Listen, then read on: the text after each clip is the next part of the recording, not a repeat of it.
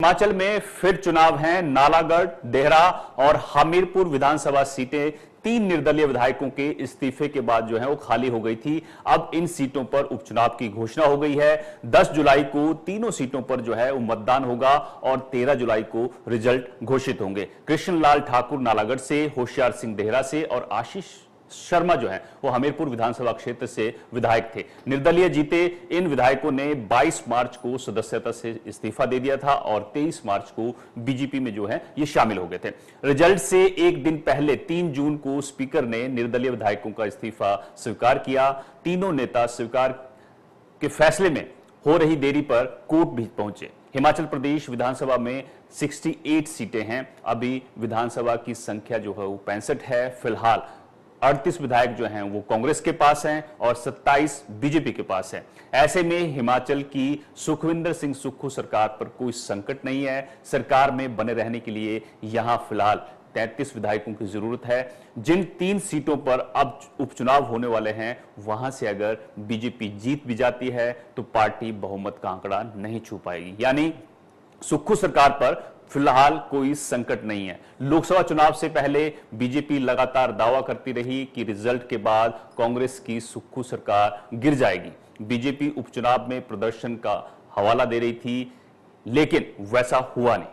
उनका प्रदर्शन उपचुनाव में खराब रहा। लोकसभा के साथ 6 सीटों पर उपचुनाव में बीजेपी को 2 ही सीटें मिल पाई हैं। ऐसे में उसके मंसूबों पर पानी फिर गया। बड़सर से बीजेपी प्रत्याशी इंद्रदत्त लखनपाल और धर्मशाला से बीजेपी के सुधीर शर्मा ही चुनाव जीत पाए। वहीं कांग्रेस के टिकट पर सुजानपुर से रणजीत सिंह राणा, लाहौल स्पीति से अनुराधा राणा, कुटलैहड़ से विवेक शर्मा और गगरेट से राकेश कालिया को जीत मिली। वहीं उपचुनाव में जीते नए विधायकों की शपथ से पहले और उपचुनाव की घोषणा के बाद बीजेपी ने शिमला में विधायक दल की बैठक भी बुला ली। इस बैठक में बीजेपी आगे की रणनीति तय करेगी। 6 सीपीएस का मामला कोर्ट में है, उस पर भी बीजेपी की नजर है। उपचुनावों की तारीखों के ऐलान के बाद हिमाचल की सियासत में क्या खिचड़ी पकेगी ये तो आने वाला वक्त तय करेगा। लेकिन फिलहाल सुक्खू सरकार सेफ है, भले ही भाजपा कितने दावे कर ले। इस मुद्दे पर चर्चा करेंगे, लेकिन पहले आप सुन लीजिए कि सीएम सुक्खू ने इस मामले पर क्या कुछ कहा है। तौर पर अब जो ये चुनाव होने जा रहा है, ये 3.5 साल के लिए चुनाव होने जा रहा है और ये एक ऐसा चुनाव है जब से देश आजाद हुआ है और देश आजाद होने के बाद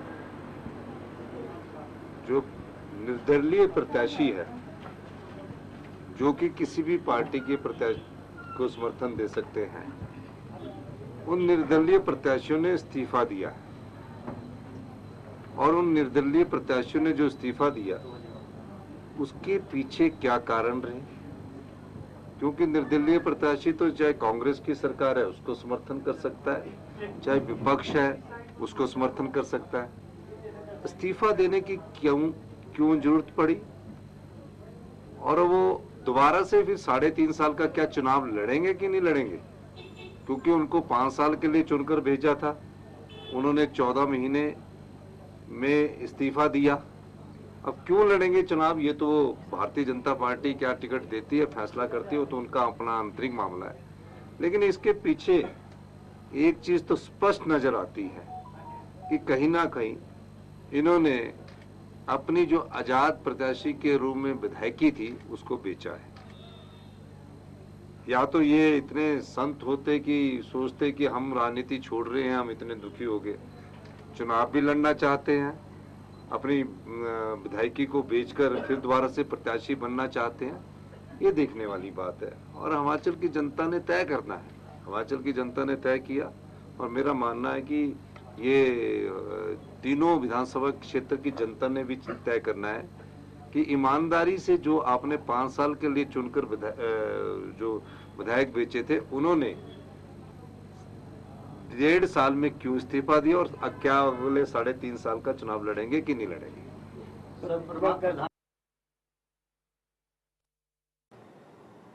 तो आपने सुना, सीएम सुक्खू जो है बीजेपी पर निशाना साध रहे थे। 3 विधायक जो निर्दलीय विधायक थे उन पर निशाना साध रहे थे।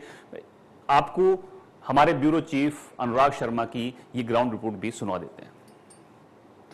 हिमाचल का सियासी पारा उतरने का नाम नहीं ले रहा। अगर हम बात करें पिछले चुनावों की तो लगभग 4 महीने से ज़्यादा हो गया है और हिमाचल में जो चुनाव की बात करें तो लगातार जो है चुनाव चल रहे हैं। पहले राज्यसभा का चुनाव था तो उसमें हिमाचल में राजनीति में बड़ी उठापटक हमें देखने को मिली और उसके बाद हमने देखा कि 6 विधायक जो थे वो मुकर गए थे और उन्होंने कांग्रेस का दामन छोड़कर बीजेपी का हाथ पकड़ लिया था। उसके बाद जब आया तो लोकसभा के चुनाव आए जिसमें हमने बहुत ज्यादा परिवर्तन यहाँ पर देखने को मिला, जिसमें 4 सीटें बीजेपी की थी। और अगर हम वहीं विधानसभा की बात करें तो विधानसभा में हम ये देख रहे थे कि 4 जो है वो कांग्रेस ले गई और 2 जो थी वो बीजेपी ले गई। अब हम बात करते हैं हिमाचल के अगले आने वाले चुनाव की। अभी हमने 2 दिन भी नहीं हुए थे कि अभी चुनाव से हम बाहर निकले थे हिमाचल में और अब जो दोबारा है वो चुनाव हमारे हिमाचल में दोबारा 3 सीटों पर, विधानसभा के 3 सीट्स हैं जिस पर दोबारा चुनाव जो है वो होने वाले हैं। ये मैं आपको बताना चाहूंगा, ये आजाद उम्मीदवार हैं जिन्होंने कुलदीप सिंह पठानिया जो हिमाचल के स्पीकर हैं उनको अपना इस्तीफा सौंप दिया था, परंतु इस्तीफा जो था वो रोक दिया गया था और उन्हें जांच के दायरे में फंसा दिया गया था। अगर हम 3 चुनावों की बात करें तो 21 तारीख जो ये आने वाली 21 तारीख है, 21/6/2024, इसमें जो है वो चुनावों के लिए अभी नामांकन भरना है। और मैं आपको बताना चाहूंगा इसकी जो लास्ट डेट है वो 24 तारीख जो है वो रखी गई है और इसके बाद जो है विड्रॉल की जो लास्ट डेट है वो 26 तारीख है और उसके बाद जो है वो 10 तारीख को इस पे चुनाव जो है वो हो जाएंगे। हालांकि अगर हम सियासी तौर पे बात करें तो हिमाचल में सियासी पारा लगातार उठापटक और जिस तरह से दिख रही है, बहुत कुछ ऐसा परिवर्तन हमने 4-6 का जो 4-2 का जो हमने आंकड़ा देखा, जिसमें 6 सीटों में से 2 जो है वो बीजेपी की पाले में गई, 4 जो है वो कांग्रेस के पाले में गई। हालांकि ये भी बताना मैं जरूर चाहूंगा कि इस वक्त सुखविंदर सुक्खू की अगर सरकार की बात करें तो वो बिल्कुल रिस्क से बाहर है, उसमें कहीं भी कोई भी किसी भी तरह का रिस्क नहीं है। अगर ये बीजेपी 3 सीटें ले भी जाती है तो भी मुख्यमंत्री सुखविंदर सुक्खू जो हैं वो बिल्कुल सेफ हैं। हालांकि इस पर बहुत ज्यादा कयास लगाए जा रहे हैं क्योंकि बहुत ज्यादा हेरफेर जो है वो देखने को मिला है हमें पिछले लगभग 4 महीनों में। इसलिए जितना जल्दी ये तीनों का होगा, नामांकन हो जाएगा, उसके बाद इनकी फाइल हो जाएगी, तो ऐसा लगता है कि कहीं ना कहीं हिमाचल में एक स्थिरता का माहौल जो है वो बनने लगेगा। सोलन से Anurag Sharma, India news.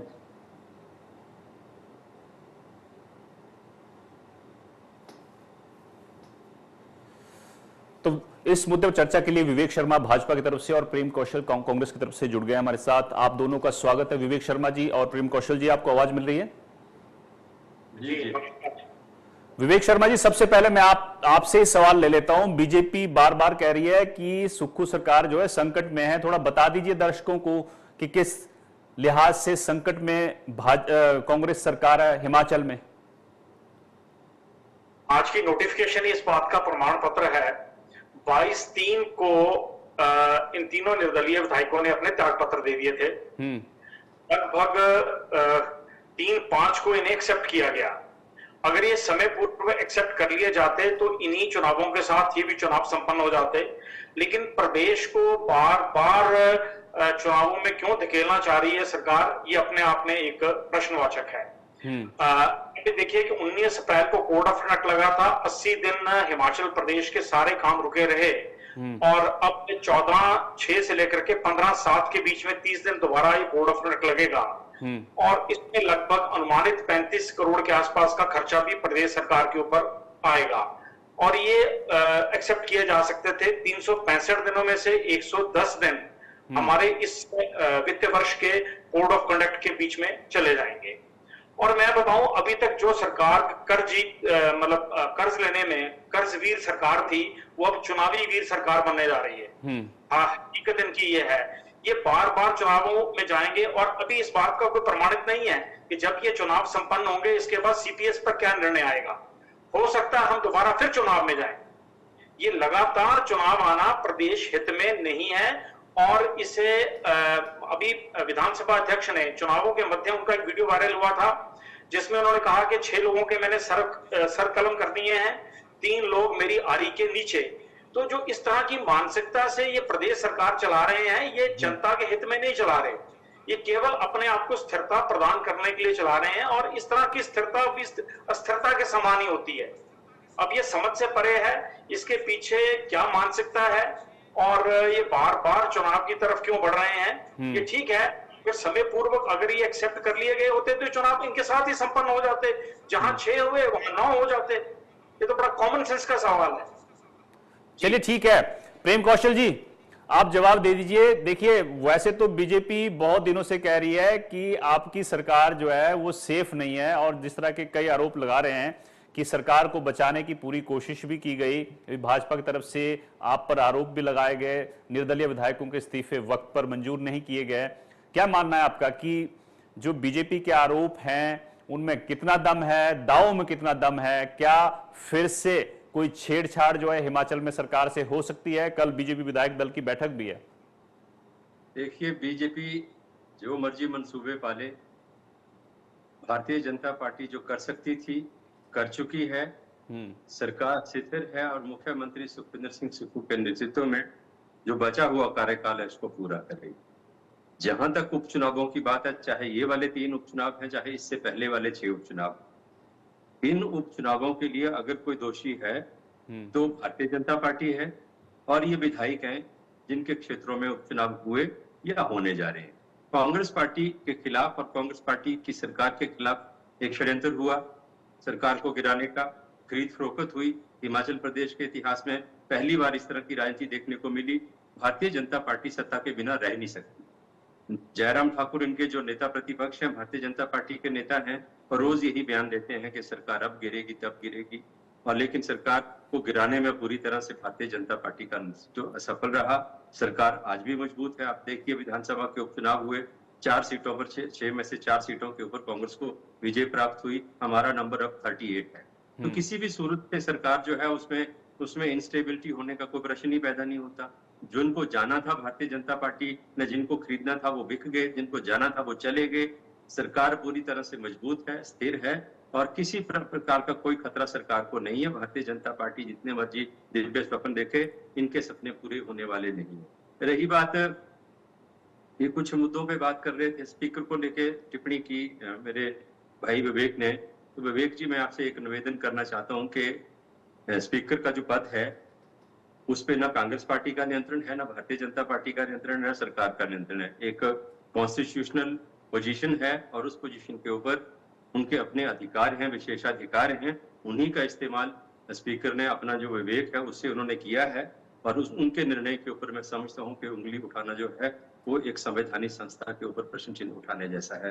Bharatiya Janata party को अपने जो कुकर्म हैं, अपनी जो गलतियां हैं, उनके लिए दूसरों को दोष देने की बजाय खुद को सुधारने की आवश्यकता है। हिमाचल प्रदेश की राजनीति दूसरे राज्यों की राजनीति से अलग है। आपने देखा हिमाचल प्रदेश में प्रदेश का जब बात आती है तो लोगों का वोटिंग ट्रेंड कुछ और होता है। राष्ट्रीय स्तर पर जो वोटिंग करते हैं तो उनकी सोच और ट्रेंड कुछ और होता है। हिमाचल में लोगों ने एक बार पुनः 6 में से 4 सीटें जिताकर मैं समझता हूं कि सुखविंदर सिंह सुक्खू और कांग्रेस पार्टी के पक्ष में जनादेश दिया है, और अब ये सरकार भाजपा के तमाम षड्यंत्रों के बावजूद जो है वो 3.5 साल चलेगी। और ये जो 3 निर्दलीय विधायक हैं जिनके चुनाव क्षेत्रों में चुनाव की घोषणा हुई है, ये तो अपराधी हैं एक तरह से जनता के।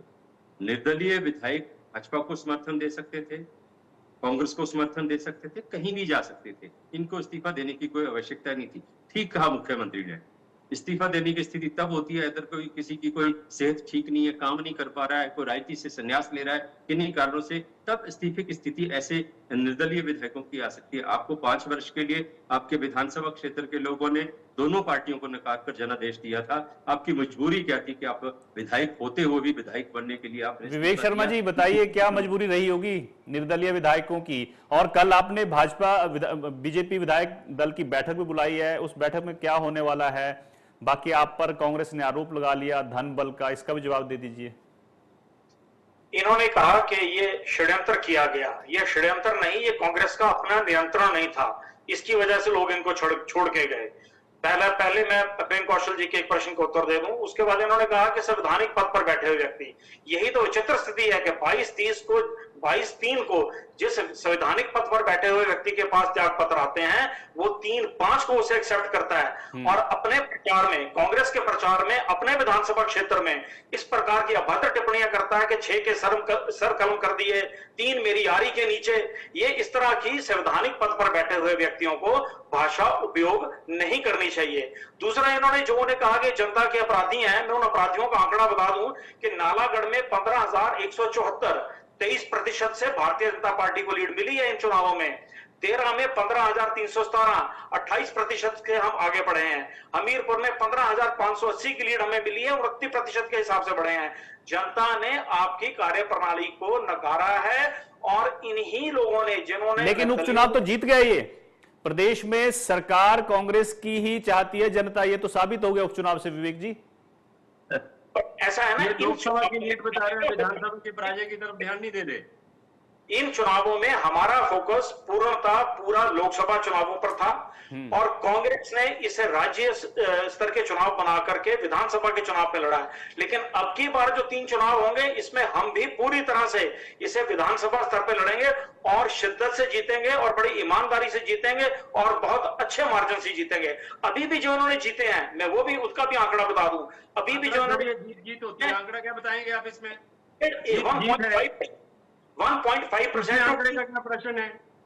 एक सिर्फ गगरेट कॉन्स्टिट्यूंसी को छोड़ दिया जाए, 4 जीते हैं कांग्रेस के नहीं जीते हैं, ये बताइए विवेक जी। 5300 के मार्जिन से जीती है इन्होंने, कि बहुत बड़ा तीर नहीं चाहे। अगर टोटल उसको वैल्यूएट कर लिया जाए तो 2% के मार्जिन से नहीं जीत पाए ये लोग, और ये अभी भी ख्वाब देख रहे हैं। और मुख्यमंत्री जान के बार बार प्रदेश को चुनावों में इसलिए लेके जाना चाहते हैं कि वो इसी चुनावी वीर बनकर वो अपने आप को 2 साल 2.5 साल का टेन्योर खत्म करना चाहते हैं। हमारी जो बैठक हो रही है उससे महत्वपूर्ण बैठक है जो दिल्ली में इनकी प्रदेश अध्यक्षालय खड़गे साहब पर रिपोर्ट रखी है और मुख्यमंत्री कभी भी बदला जा सकता है।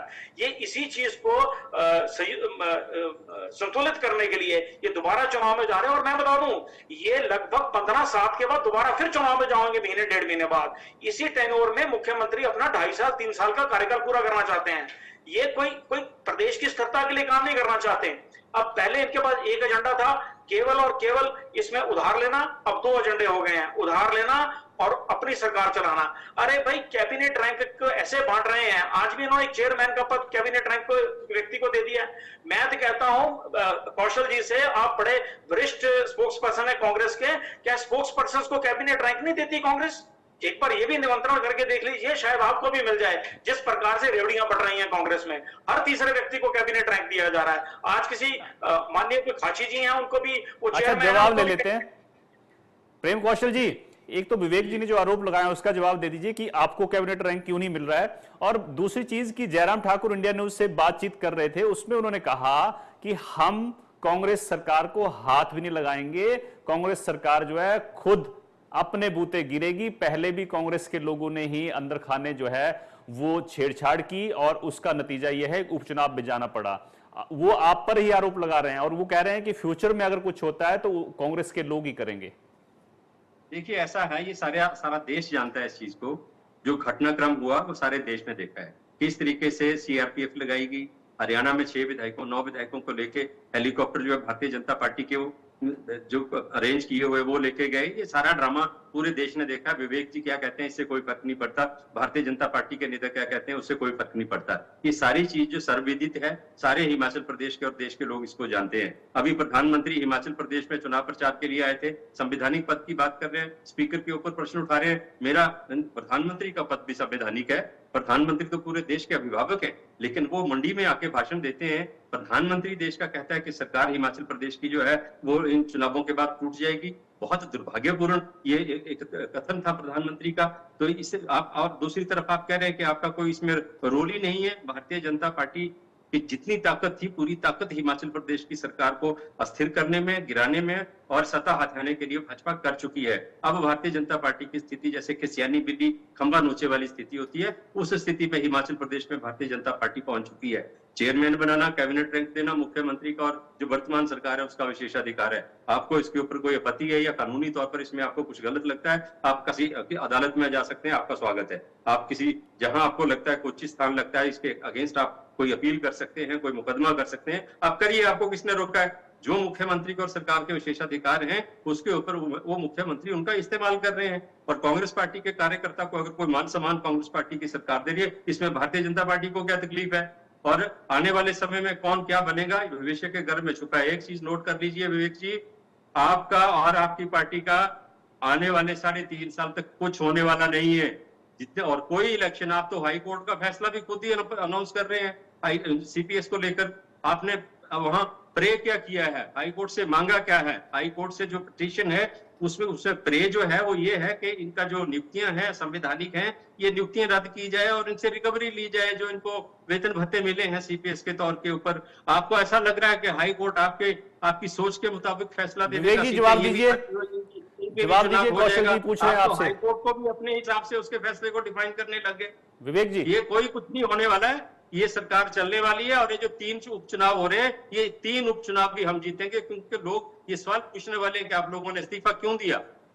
विवेक जी, ऐसा है, हमें जनता की अदालत में जाना आता है और हम जनता की अदालत में जाएंगे और उनको बताएंगे कि जो ये उधार लेकर के, कर्जे लेकर के जिस तरह से प्रदेश में रेवड़ियां बढ़ रही हैं, ये बेहद दुर्भाग्यपूर्ण है। और रहा सवाल जो ये बार बार बोलते हैं, मैं इन्हें बता दूं, ये प्रेम कौशल जी हैं जो हर बैठक में, हर मीटिंग में, हर जगह ये बोलते थे कि भीतर का लोकतंत्र है। आज इनके भीतर के लोकतंत्र का जो तंत्र का यंत्र बजा है, उस यंत्र की आवाज इनके कानों में जब पड़ती है तो ये इनमें घबराहट दिखती है। वही घबराहट अब भी दिख रही है कि अब इनकी सरकार, हम नहीं गिरा रहे, हम तो पहले भी कहा हमने, ये सरकार स्वयं अपने भार से गिर रही है और उसको बचाने के लिए अनेक तरह के षड्यंत्र यंत्र उपयोग कर रहे हैं और उन्हीं में से ये बार बार चुनावों में जाना। और आपको ये किसने कह दिया कि वहां पर सिर्फ उनसे रिकवरी कर डाला गया है? जनाब, आप उस जो कोर्ट का निर्णय है वो रिजर्व रखा गया है, उसे आने तो दीजिए। आप तो भी सुप्रीम कोर्ट भी पहुंच गए। मैं यही कह रहा हूँ, टिप्पणी मत करिए उसके ऊपर, निर्णय का इंतजार करिए आप। दीजिए, आपको पता लगेगा आपके साथ होने वाला क्या है। और आपने अभी जो 9 विधायकों के, भारतीय जनता पार्टी के 9 विधायकों के जो फैसले आपके विधानसभा अध्यक्ष ने रिजर्व रखे हैं, वो क्यों रखे हैं, उसके पीछे का षड्यंत्र क्या है, हमें सब चीजों को समझते हैं। आप बार बार प्रदेश को हर 2 महीने बाद, 3 महीने बाद चुनावों में धकेलने का प्रयास कर रहे हैं, लेकिन आप ये सरकार बचा नहीं पाएंगे। विवेक जी, आप ये भी बता दीजिए जनता को कि जो ये 3 विधायक हैं, 3 विधायकों का इस्तीफे मंजूर हुए, आप टिकट इन्हीं को देने वाले हैं या बदलने वाले हैं? भारतीय जनता पार्टी ने तय किया है, हमने तय किया है, उसका हमने सार्वजनिक किया है कि हमारे तीनों प्रत्याशी यही होंगे और यही चुनाव लड़ेंगे। अंततः ये हाईकमान का निर्णय है, कोई अति परिवर्तन होगा तो अवश्य बताया जाएगा, लेकिन कांग्रेस के पास तो वो भी आज प्रत्याशी नहीं है। ये तो अंतिम समय तक पूर्ण। प्रेम कौशल जी, आपके पास प्रत्याशी नहीं है, आरोप लगा रहे हैं ये फिर से प्रत्याशी आपके पास तो राष्ट्रीय स्तर पर भी, प्रदेश स्तर पर भी उधार के नेता है, चुराए हुए नेता है। कांग्रेस पार्टी अपने ओरिजिनल कार्यकर्ताओं को चुनाव लड़ाएगी। भारतीय जनता पार्टी चिंता न करे, हमारे पास नेता नहीं होते तो 6 में से 4 सीटें नहीं जीते। और विवेक जी कह रहे थे कि हमारा फोकस जो था वो लोकसभा के ऊपर था। क्या मैं ये समझूं कि भारतीय जनता पार्टी ने हिमाचल प्रदेश में विधानसभा का चुनाव जानबूझ के हारा है? विवेक जी कहना चाहते हैं विवेक जी, आपने ध्यान नहीं दिया विधानसभा के जो क्या जानबूझकर हारा है चुनाव आपने? कौशल जी पूछ रहे हैं। मैं कौशल जी को उत्तर दे दूं, उधार के प्रत्याशियों के सर पे इन्होंने लाहौल स्पीति का चुनाव जीता है। हमारा व्यक्ति वहां छोड़ के जो हमें गया, अगर वो निर्दलीय चुनाव ना लड़ता तो ये सवाल ही पैदा नहीं होता था जीत जाए। उधार के प्रत्याशियों पे तो इनकी दुकानें चलती हैं, हमें कोई फर्क नहीं पड़ता। हमें तो राज्यसभा में लोगों ने समर्थन दिया, हमने लिया, उसके बाद उन्होंने इनको छोड़ा, हमने चयन किया और उसके बाद। कौशल जी कुछ कहना चाहते हैं, जल्दी से बोलिए, 10 सेकंड आपके पास, आप उंगली उठा रहे थे। भारतीय जनता पार्टी की जो वोट चोरी करने की एक नीति है, हिमाचल प्रदेश में फेल हुई है। लाहौल स्पीति में कांग्रेस पार्टी ने एक महिला को, जो जिला परिषद की अध्यक्ष थी और कांग्रेस पार्टी की कार्यकर्ता थी, उनको लड़ाया, वो जीती है। अगर रामलाल मारकंडे ने भारतीय जनता पार्टी से बगावत की तो ये प्रॉब्लम भारतीय जनता पार्टी का है, ठीक है, इसमें हमारा नहीं है कोई दोष। ठीक है, बहुत बहुत शुक्रिया आप दोनों का। आप दोनों जो है इंडिया न्यूज के साथ जुड़े और अपनी अपनी बात रखी। तो हिमाचल में एक बार फिर से चुनाव हैं और 3 सीटों पर जो है उपचुनाव की घोषणा हो गई है। 10 जुलाई को मतदान होगा, 13 जुलाई को फैसला आएगा, लेकिन फिलहाल सुक्खू सरकार जो है वो सेफ है। चाहे भाजपा इन 3 सीटों को भी जीत लेती है, उसके बाद भी सेफ है। बीजेपी दावा कर रही है कि हिमाचल सरकार लगातार संकट में है, लेकिन फिलहाल ऐसा कुछ नहीं है। तो मेरे साथ इतना ही, आप देखते रहिए इंडिया न्यूज। नमस्कार।